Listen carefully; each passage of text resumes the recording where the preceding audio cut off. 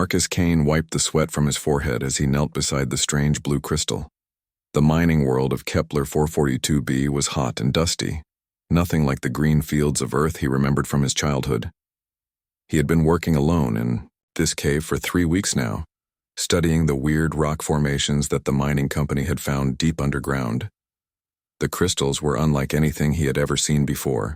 They were perfectly smooth and gave off a soft blue light that seemed to pulse like a heartbeat. Marcus was a scientist who studied alien life forms, but these crystals were different. They felt alive somehow, even though his equipment said they were just rocks. Marcus pulled out his scanner and pointed it at the largest crystal. The numbers on the screen made no sense. The crystal was giving off energy, but not the kind that came from radiation or heat. It was something else entirely, something his machines could not identify. He reached out and touched the crystal with his bare hand. The moment his skin made contact with the smooth surface, everything changed. A jolt of electricity shot through his body, but it did not hurt. Instead, it felt warm and welcoming, like coming home after a long journey. The crystal began to glow brighter, and suddenly Marcus could hear voices in his head. They were not speaking any language he knew, but somehow he understood every word. The voices belonged to beings called the architects. They had lived millions of years ago and had built amazing cities that floated in space. They could bend reality itself to their will, moving planets and creating new stars. But something had gone wrong. Marcus could feel their fear and sadness as they tried to tell him what had happened to them. The knowledge poured into his mind like water from a broken dam. He saw how to build machines that could travel faster than light without using fuel. He learned about weapons that could destroy entire solar systems with a single shot. Most incredible of all, he discovered how to change the very fabric of space and time itself. But the information was broken and incomplete. It was like trying to read a book with half the pages missing. Marcus could see glimpses of incredible power, but he could not understand how to control it properly. When the vision ended, Marcus found himself lying on the cave floor. His head was pounding and his whole body felt different, as if something had changed inside him at the most basic level. He looked at his hands and noticed that his veins were glowing with a faint blue light that matched the crystals. Marcus tried to stand up, but his legs were shaky. As he reached out to steady himself against the cave wall, his hand passed right through the solid rock. He jerked his hand back in shock and stared at it. The blue glow in his veins was brighter now, pulsing in rhythm with his heartbeat. He was still trying to figure out what was happening to him when he heard the sound of engines outside the cave. Marcus stumbled to the entrance and saw 3 sleek, silver ships landing near his research camp. The ships were not human-made. They had the smooth, organic curves that marked them as belonging to the Galactic Hegemony. The Hegemony was a group of 12 alien species that ruled most of the galaxy. They were more advanced than humans and treated Earth's people like children who needed to be watched and controlled. Humans were allowed to mine planets and do simple research, but they were not supposed to find anything important. Marcus watched as tall, thin aliens stepped out of the ships. They wore dark armor and carried weapons that hummed with energy. These were Hegemony scouts, and they were here to investigate the strange energy readings that his crystal had probably given off. Commander Zephyr led the group. He was a member of the Zathani species, with gray skin and large black eyes that seemed to look right through you. Marcus had met his kind before, and they were not known for being friendly to humans. The commander walked straight to Marcus's research equipment and began examining it with a handheld scanner. Marcus knew he had to do something.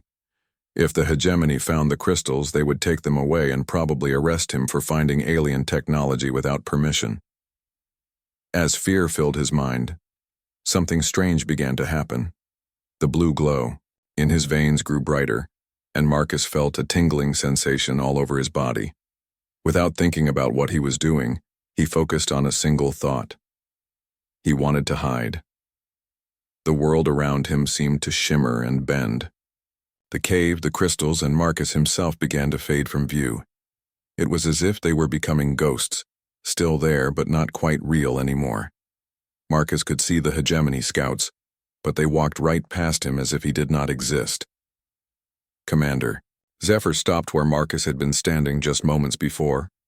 The alien scanner was beeping frantically, showing high energy readings, but there was nothing visible to explain them. The commander looked puzzled and angry. Marcus held his breath and tried not to move.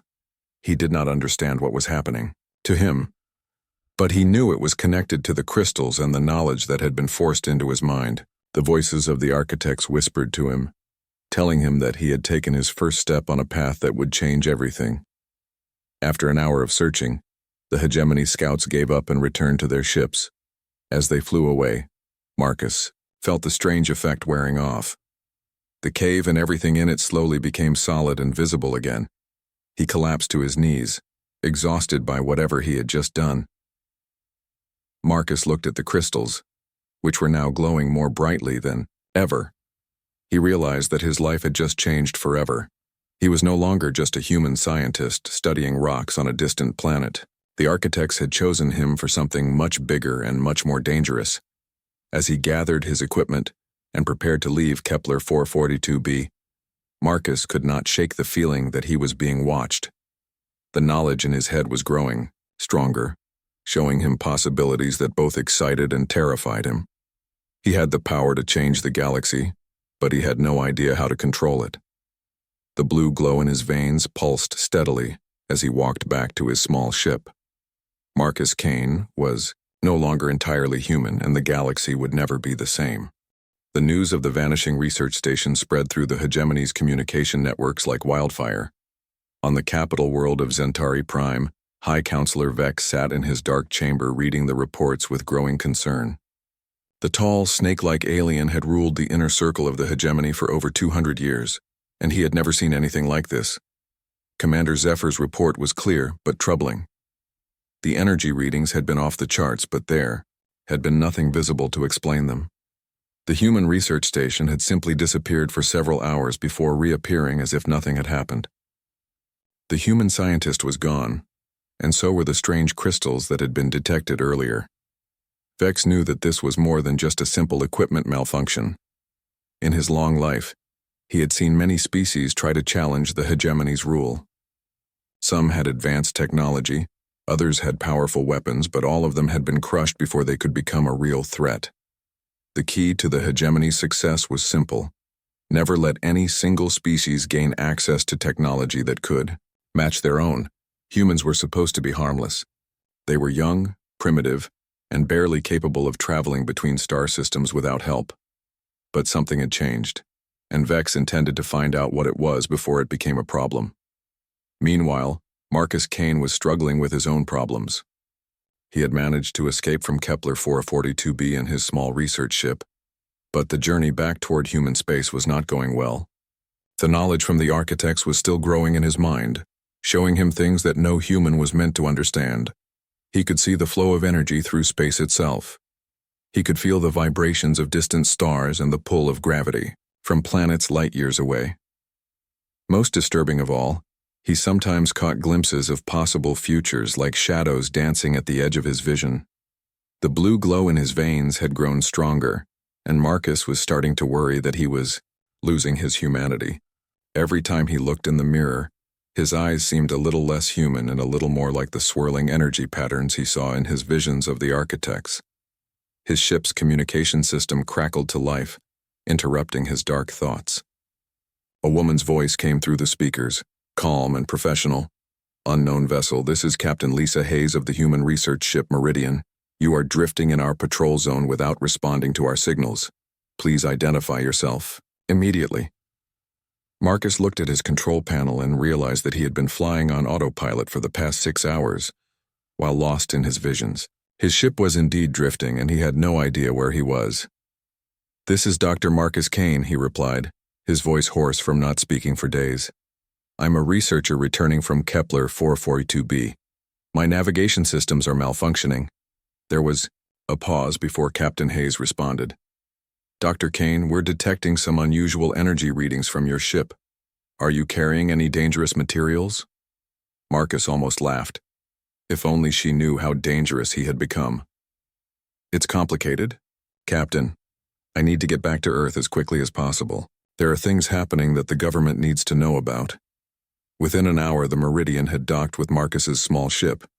Captain Hayes was a woman in her 40s with short brown hair and sharp green eyes that seemed to miss nothing. She took one look at Marcus and immediately ordered him to the medical bay. "Doctor, you look like you haven't slept in a week," she said as the ship's medical scanner examined him. "And what's with the glow in your veins? I've never seen anything like it." Marcus tried to explain what had happened on Kepler 442b, but it sounded crazy even to his own ears. Ancient aliens, magical crystals, knowledge that could reshape the galaxy.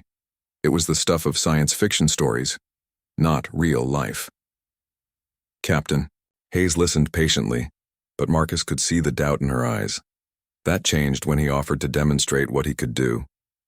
"Your ship's engines are running at about 60% efficiency," Marcus said, studying the energy patterns he could now see flowing through the vessel. "The plasma conduits are misaligned, and your power core is operating below optimal parameters." Hayes frowned. "How could you possibly know that? Those systems require specialized equipment to analyze." Marcus placed his hand on the wall of the medical bay and concentrated. The blue glow in his veins grew brighter, and suddenly the entire ship hummed with new energy. The lights became brighter, the air recycling system ran more smoothly, and the engine noise changed to a deeper, more efficient purr. "Engine efficiency now at 97%. Announced the ship's computer in a surprised tone. Captain Hayes stared at Marcus with wide eyes. "That's impossible. You just improved our engine performance by nearly 40% without even touching the machinery." Before Marcus could respond, the ship's alarm system began blaring. The tactical officer's voice came over the intercom. "Tight with fear. Captain, we have multiple hegemony ships dropping out of hyperspace. They're surrounding us and demanding that we surrender the human scientist immediately." Hayes looked at Marcus with new understanding. "They're here for you, aren't they?" Marcus nodded grimly. "High Counselor Vex doesn't take chances. If the hegemony thinks humans have found something dangerous, they'll do whatever it takes to stop us." The lead hegemony ship was a massive battle cruiser commanded by Admiral Korth, a cybernetically enhanced warrior who had never lost a battle. His voice echoed through the Meridian's communication system, cold and mechanical. "Human vessel, you are harboring a dangerous criminal. Surrender the scientist known as Marcus Kane immediately, or we will destroy your ship." Captain Hayes looked at her crew, then at Marcus. "What can you do against a full hegemony battle group?" Marcus honestly didn't know. The architect knowledge was still fragmentary and unpredictable. But as he looked at the tactical display showing 12 enemy ships closing in on the lone human vessel, something inside him began to change. The blue glow spread from his veins to his skin, and Marcus felt power building inside him like a storm about to break. The voices of the architects whispered urgently in his mind, showing him possibilities he had never imagined. "Get your crew to safety stations," Marcus said quietly. "I'm going to try something, but I'm not sure what will happen." Admiral Korth's patience ran out. The hegemony battlecruiser fired its main weapons, sending beams of deadly energy toward the Meridian. Marcus reached out with his newfound abilities, trying to protect the ship that had rescued him. What happened next would be talked about across the galaxy for years to come. The energy beams simply vanished as they approached the Meridian, as if they had never existed. Then, without any visible cause, the massive hegemony battlecruiser began to flicker, like a bad hologram. Marcus felt the power flowing through him, wild and barely controlled. He was reaching into the very structure of reality itself, pulling the enemy ship out of phase with normal space. The 3,000 crew members aboard the battlecruiser had just enough time to realize what was happening before they ceased to exist entirely. The remaining hegemony ships fled in terror, their commanders reporting back to High Counselor, vexed that they had encountered something beyond their understanding. Marcus collapsed to the floor of the medical bay, horrified by what he had done. He had not meant to kill anyone, but 3,000 beings were dead because of his actions. The architect knowledge whispered that it was necessary, that sometimes great power required terrible choices, but Marcus felt sick to his stomach. Captain Hayes knelt beside him, her face pale with shock. "Marcus, what have you become?" Marcus looked at his hands, still glowing with alien energy. and realized that he could no longer pretend to be just a human scientist. The galaxy had seen what he could do, and there would be no going back. "Something that scares me more than it scares them," he whispered, and knew that his words were true. The destruction of Admiral Korth's battlecruiser sent shockwaves through every corner of the galaxy. On 1,000 different worlds, beings who had lived under hegemony rule for generations suddenly began to whisper about hope. For the first time in centuries, someone had stood up to the mighty hegemony and won, but not everyone was celebrating. On Earth, the human government was in chaos. President Clark sat in his office surrounded by advisors who were all talking at once. Some wanted to support Marcus and use his power to free humanity from hegemony control. Others thought he was too dangerous and should be handed over to save the human race from destruction. 3,000 beings are dead, said General Brooks, pounding his fist on the table. The hegemony will use this as an excuse to wipe us out completely. We have to distance ourselves from this Marcus Kane before it's too late. Secretary Williams disagreed. This might be our only chance to break free from their control. For 200 years we've been treated like children. Maybe it's time to show them what humans can really do. While the politicians argued, Marcus was dealing with his own crisis aboard the Meridian. The blue glow in his veins was getting brighter every day, and strange things were happening around him. Metal objects would sometimes bend when he walked past them. The ship's computer would give different readings when he was nearby. Worst of all, he was starting to hear thoughts that weren't his own. Dr. Amanda Price arrived on the Meridian 3, days after the battle. She was a brain specialist who had worked with Marcus years ago when they were both young scientists on Earth. Amanda was one of the few people who might be able to understand what was happening to him. "Your brain scans are unlike anything I've ever seen," Amanda told Marcus as she studied the results on her portable scanner. "It's like your neural pathways are being rewritten by some kind of alien technology. The changes are happening at the cellular level." Marcus sat on the edge of the medical bed, feeling tired and scared. "Am I still human, Amanda?"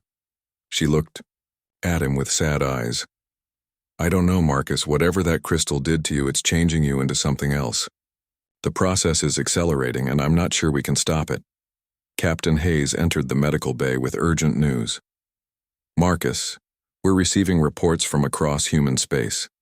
The hegemony is destroying our colonies one by one. They're demanding that we surrender you or they'll kill every human in the galaxy." The news hit Marcus like a physical blow. Innocent people were dying because of him. The hegemony was using his actions as an excuse to do what they had probably wanted to do for years: eliminate humanity as a potential threat. "How many?" Marcus asked quietly. 7 colonies so far," Hayes replied. "That's over 2 million people, Marcus. And they're not stopping." Marcus felt the alien knowledge stirring in his mind, showing him glimpses of the hegemony's plan. High Counselor Vex had decided that humans were too dangerous to be allowed to exist. The destruction of the battlecruiser had given him the excuse he needed to begin a campaign of total extermination. But then, the worst news came. The hegemony fleet was heading toward New Geneva, a peaceful colony world where Marcus's sister, Jenny, lived with her husband and 2 young children. New Geneva was home to 12 million people who had never hurt anyone. They were farmers, teachers, and small business owners who just wanted to live quiet lives far from the politics of the galaxy. "How long before they reach New Geneva?" Marcus asked, his voice tight with fear. 18 hours, Hayes replied. "The colony has no defenses. They're completely helpless." Marcus stood up from the medical bed and the blue glow around him flared brighter. "Set course for New Geneva. Maximum speed." Dr. Price grabbed his arm. "Marcus, using your abilities again could kill you. The changes in your brain are happening too fast. Your human nervous system can't handle much more of this alien technology." Marcus gently pulled free from her grip. "Amanda, my sister has 2 little kids. I won't let them die because of something I did."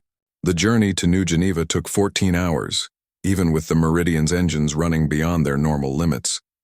When they arrived, they found a scene that made Marcus's blood run cold. 50 hegemony warships surrounded the peaceful planet, Their weapons pointed at cities full of innocent people. High Counselor Vex himself was commanding the fleet from his massive flagship. His cold voice echoed across all communication channels, speaking directly to Marcus. "Human anomaly you have. Caused enough destruction. Surrender yourself now and these people will be allowed to live. Refuse, and New Geneva will be turned to ash as an example to the rest of your species." Marcus looked at the tactical display showing the enormous enemy fleet. Even with his growing powers, he wasn't sure he could fight that many ships at once. But as he thought about his sister and her children hiding in their home below, something inside him clicked into place. The architect knowledge flowed through his mind more clearly than ever before. He could see how to bend space around the entire planet, creating a protective barrier that would stop any weapon from reaching the surface. But the effort would require more power than he had ever used before. "Get everyone away from me," Marcus told the crew of the Meridian. "I'm not sure what's going to happen next." Captain Hayes moved her crew to the far end of the ship, while Marcus walked to the center of the bridge. He placed his hands on the ship's control console and reached out, with his mind toward New Geneva. The change was immediate and overwhelming. The blue glow that had been contained in his veins suddenly spread across his entire body. Marcus felt his consciousness expand until he could sense every living thing on the planet below. He could feel his sister's fear, the terror of 12 million people who didn't understand why they were about to die. With a thought that felt like tearing his own soul apart, Marcus wrapped New Geneva in a protective shell of bent space-time. The hegemony ships fired their weapons, but the deadly energy beams simply vanished into twisted dimensions that no longer connected to normal space. But Marcus wasn't finished. The rage he felt at the hegemony's cruelty combined with the alien, power flowing through him. One by one, he reached out to the enemy ships and shut down their weapons, their engines, their life support systems. 50 of the most advanced warships in the galaxy became floating pieces of metal, powerless and helpless. The effort nearly destroyed him.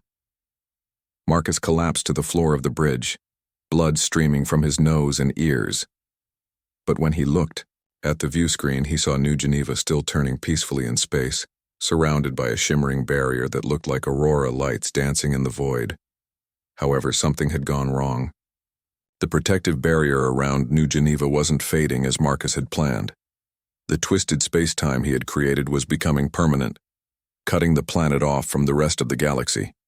Ships could no longer land there or leave. The people were safe, but they were also trapped. Dr. Price knelt beside Marcus, her scanner showing readings that terrified her. "Marcus, your brain activity is off the charts. The neural damage is spreading too fast. If you use your abilities like this, again it will kill you." Marcus tried to sit up, but his body wouldn't obey him. The blue glow in his veins was flickering like a dying light. "Did I save them?" "Yes," Captain Hayes said softly. "New Geneva is safe. But Marcus, you've changed the structure of space around the entire planet. I don't think anyone will ever be able to reach it again." As consciousness faded, Marcus realized the terrible truth. His powers weren't just growing stronger, they were becoming impossible to control. He had saved his sister and 12 million other people, but he had also imprisoned them in a bubble of twisted reality. The architect knowledge whispered to him one last time before darkness took him. The same thing had happened to their species, millions of years ago. They had gained the power to reshape reality itself, but they had lost the ability to control it. In the end, their own abilities had destroyed them. Marcus Kane was walking the same path, and he didn't know how to turn back. The news of what happened at New Geneva spread across the galaxy faster than light itself. On dozens of worlds, species that had been crushed under hegemony rule for thousands of years began to rise up in rebellion.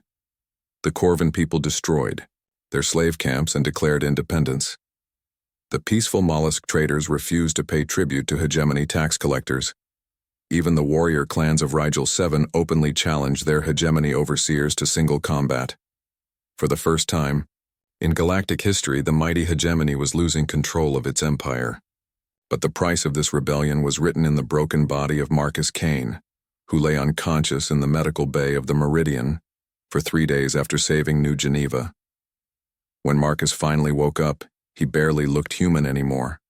The blue glow had spread to his skin, giving him an otherworldly appearance. His eyes had changed too, becoming deeper and more distant, as if he could see things that existed in other dimensions.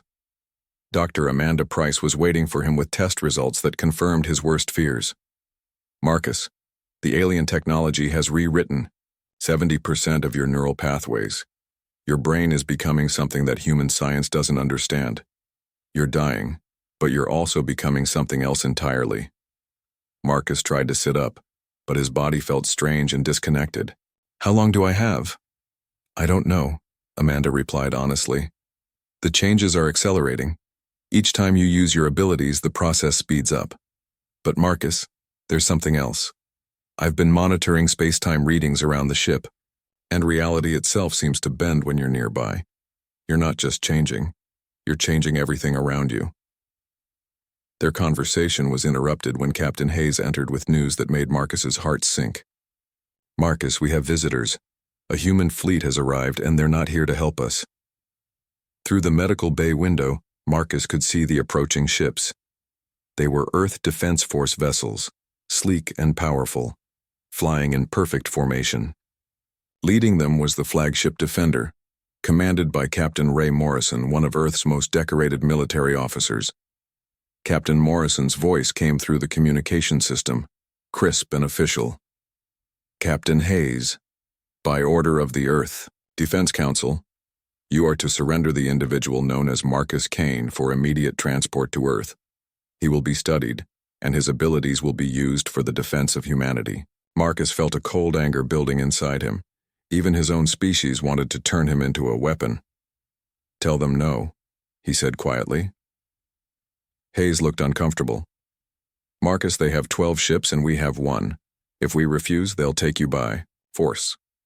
Then they'll learn what the hegemony learned, Marcus replied, and for a moment his voice sounded like it was coming from somewhere very far away. But before the situation could escalate, something unexpected happened. The space around the meridian began to shimmer and twist, and a new ship appeared as if it had been made of light itself. The vessel was unlike anything any of them had ever seen, seeming to exist partially in normal space and partially somewhere else entirely. A voice spoke directly into their minds, gentle but powerful. I am Scholar Naya of the Ethereal Collective. I come seeking the one who carries the burden of the architects. Marcus felt drawn to the voice. Somehow, he knew that this being was like him, not entirely physical, existing in multiple dimensions at once. I'm Marcus Kane. I know who you are, Marcus Kane of Earth. We have been watching you since you first touched the crystal on Kepler 442b. The Ethereal Collective has remained neutral in galactic affairs for 50,000 years, but your situation threatens more than just the current political order. The alien being materialized on the bridge of the meridian, taking the form of a tall, graceful humanoid made of shifting light and energy. Naya's appearance was beautiful, but also frightening, as if she existed in several different realities at the same time. The architects were not destroyed by their enemies, Naya explained, her voice echoing with ancient sadness. They destroyed themselves. The power they discovered was meant to be used by beings who existed purely as energy, not by creatures trapped in physical bodies. When they tried to transcend their limitations, they succeeded too well. Marcus listened with growing horror as Naya told him the truth about his predecessors. The architects had gained the ability to manipulate reality itself, but their physical brains could not handle the strain. One by one, they had transformed into beings of pure energy, and then dissolved into nothingness, taking large parts of their civilization with them. The same thing is happening to you, Naya continued. Each time you use the architect technology, you become less human and more like them. Eventually, your consciousness will expand beyond your ability to contain it, and you will cease to exist in any meaningful way. Dr. Price had been scanning Naya with her equipment, getting readings that made no sense. Are you saying that Marcus is going to disappear like the architects did? Worse, Naya replied. When an architect-enhanced being finally loses control, the explosion of uncontrolled energy can destroy entire star systems. Marcus Kane is not just dying. He is becoming a weapon of mass destruction that could tear apart this entire region, of space. The weight of this knowledge hit Marcus like a physical blow. He wasn't just risking his own life by using his abilities. He was risking the lives of everyone in dozens of solar systems. The very power that made him strong enough to fight the hegemony was also making him into the greatest threat the galaxy had ever seen. Captain Morrison chose that moment to lose patience with the delay. The Earth Defense Force ships opened fire on the Meridian, trying to disable it and capture Marcus. But their weapons never reached their target. The energy beam simply vanished into the twisted space around Marcus, absorbed by the reality-bending field that surrounded him. "You see?" Naya said sadly. "You cannot control what is happening to you. The field of altered space-time grows stronger every day. Soon it will expand beyond your ability to contain it." Marcus looked at his hands, watching the blue energy pulse beneath his skin. He could feel the architect knowledge pushing at the edges of his mind, showing him visions of power beyond imagination. He could remake the galaxy, fix all its problems, create a perfect universe where no one would ever suffer again. But he could also see the end of that path. The architects had thought the same way, and they had erased themselves trying to achieve perfection. Marcus was walking the same road, and every step took him further from his humanity. "Is there any way to stop it?" Marcus asked, though he already feared the answer. Naya was quiet for a long moment. "There is one possibility. The architect technology responds to will and intention. If you could find a way to use it one final time to deliberately limit your own power instead of expanding it, you might be able to prevent the final transformation." "But the effort would kill him," Dr. Price said, reading between the lines. "Yes," Naya confirmed. To save the galaxy from his uncontrolled power, Marcus Kane would have to sacrifice himself. There is no other way. Marcus closed his eyes and felt the alien knowledge swirling through his mind. He could see possible futures stretching out before him like branches on a tree. In most of them, he became something monstrous and destroyed everything he had tried to protect. But in a very few, he found a different path. "There might be another way," Marcus said slowly, an idea forming in his mind. "What if I don't try to limit my power, but change how it works? What if I could use the architect technology to make sure no one, including me, could ever have this kind of control again?" Naya's energy form flickered with what might have been surprise. "That is possible, but it would require you to fundamentally alter the structure of faster-than-light travel throughout the galaxy. The effort would be even more dangerous than simply trying to contain your power."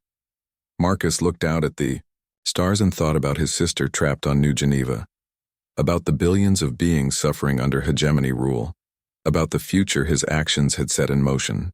He was dying anyway, and his uncontrolled power would eventually destroy everything. But maybe, just maybe, he could find a way to die that would actually help instead of harm. "Tell me more about this plan," Marcus said, and began to listen as Naya explained how he might be able to save the galaxy by breaking it apart. Marcus Kane made his decision while floating in the medical bay of the Meridian, his body glowing with alien energy that was slowly killing him. He would use his power one last time, but not to destroy his enemies. Instead, he would change the galaxy itself in a way that would prevent anyone from ever building another empire like the hegemony. Scholar Naya had explained the plan in simple terms. The hegemony controlled the galaxy by using faster-than-light travel to move their armies between distant star systems. If Marcus could alter the basic laws of physics that made such travel possible, he could break up their empire without firing a single shot. "The risk is enormous," Naya warned him. "You will be reaching into the quantum foundation of reality itself. If you lose control, you could destroy not just yourself but entire regions of space." Marcus looked at Dr. Amanda Price, who was monitoring his vital signs with growing worry. His heart was beating too fast, his brain waves were chaotic, and the blue glow under his skin was getting brighter every hour. "How long do I have before I lose control completely?" he asked. Amanda checked her readings one more time. "Maybe 6 hours. After that, the alien technology will take over completely, and you won't be Marcus Kane anymore." Captain Lisa Hayes entered the medical bay with news from the bridge. "Marcus, we're receiving reports from across the galaxy. The rebellion is spreading faster than anyone expected. Dozens of species are fighting back against the hegemony. But High Counselor Vex is preparing something terrible in response." She showed him the intelligence reports on her tablet. The hegemony was gathering its remaining fleet at Centauri Prime, their capital world. Vex was planning to use planet-killing weapons to destroy every world that had joined the rebellion. Billions of innocent people would die as an example to others. "He's going to commit genocide on a galactic scale," Hayes said grimly. "And there's nothing we can do to stop him with conventional weapons." Marcus stood up from the medical bed, feeling the alien power flowing through his body like liquid fire. "Yes, there is. But I need to get to Centauri Prime first." The journey to the hegemony capital took 8 hours, with the meridian pushed beyond its safety limits. Marcus spent the time working with Naya to understand exactly what he needed to do. The plan was complex but elegant. He would use the architect technology to create quantum interference patterns throughout the galaxy that would make long-distance space travel impossible. Ships would still be able to fly between nearby star systems, but the vast distances that allowed galactic empires to exist would become barriers that no technology could cross.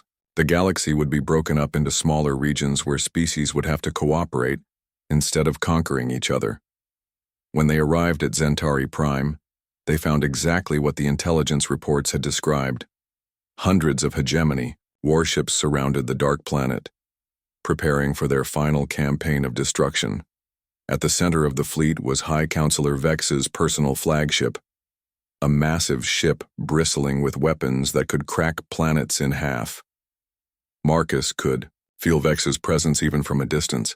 The ancient ruler was consumed with rage and fear, determined to maintain his power even if it meant destroying half the galaxy to do it. "This is your last chance, human," Vex's voice echoed through space as his fleet detected the approaching meridian. "Surrender yourself, and I will consider allowing your species to exist as slaves. Refuse, and I will personally oversee the extinction of every world that has ever supported your rebellion." Marcus walked to the center of the Meridian's bridge and placed his hands on the navigation console. The blue glow that had been contained in his veins suddenly exploded outward, covering his entire body in brilliant light. He could feel his human consciousness beginning to dissolve as the architect technology took complete control. But before he lost himself entirely, Marcus focused on one final human thought. He pictured his sister Jenny and her children on New Geneva, safe inside their barrier of twisted space. He thought about Captain Hayes and her crew, who had risked everything to help a stranger. He remembered Dr. Price working tirelessly to save him even when there was no hope. Those human connections gave him the strength to maintain control for just a few more minutes. Marcus reached out with his transformed mind and touched the quantum structure of space itself. He could see the invisible pathways that ships use to travel faster than light, the dimensional shortcuts that connected distant star systems. With surgical precision, he began to unravel them. The effect was immediate and galaxy-wide. On 1,000 different worlds, ships preparing to enter hyperspace suddenly found their engines failing. The quantum tunnels that had existed for millions of years simply ceased to function. Space travel was still possible, but only at normal speeds that would take years or decades to cross between star systems.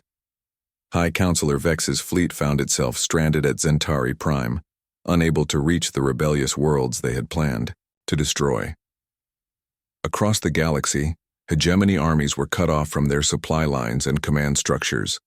The empire that had ruled for 10,000 years collapsed in a matter of hours, not through warfare, but through simple isolation.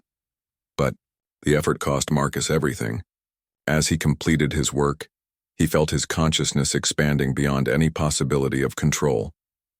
The human part of his mind was being consumed by the vast alien intelligence that the architect technology had awakened. In his final moments of humanity, Marcus made one last choice. Instead of trying to hold on to his dissolving identity, he let it go willingly. The blue light that surrounded him flared brighter than a star, and then simply faded away. When the light died, Marcus Kane was gone. The alien technology that had transformed him burned out completely, leaving nothing behind but a normal human body that was finally at peace. Dr. Price checked for vital signs and found none.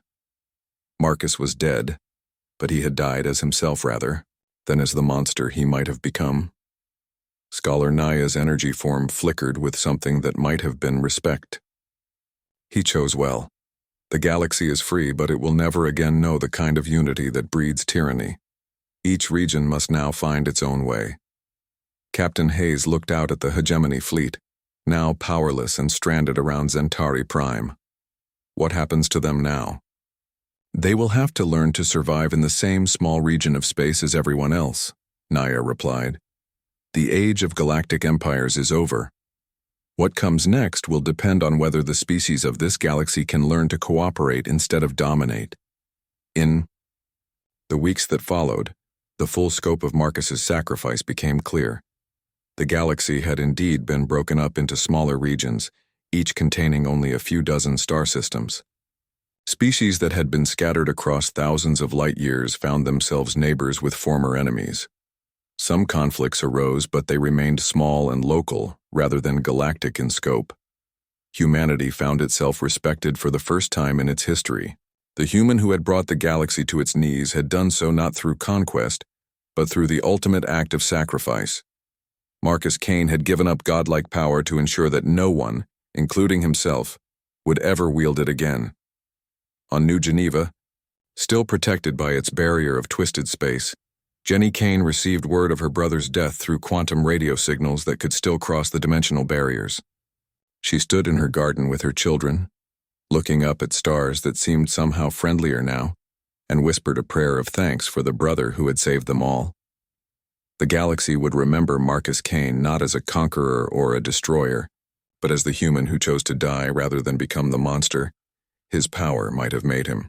In a universe where strength usually meant the ability to dominate others, he had shown that true strength sometimes means knowing when to let go.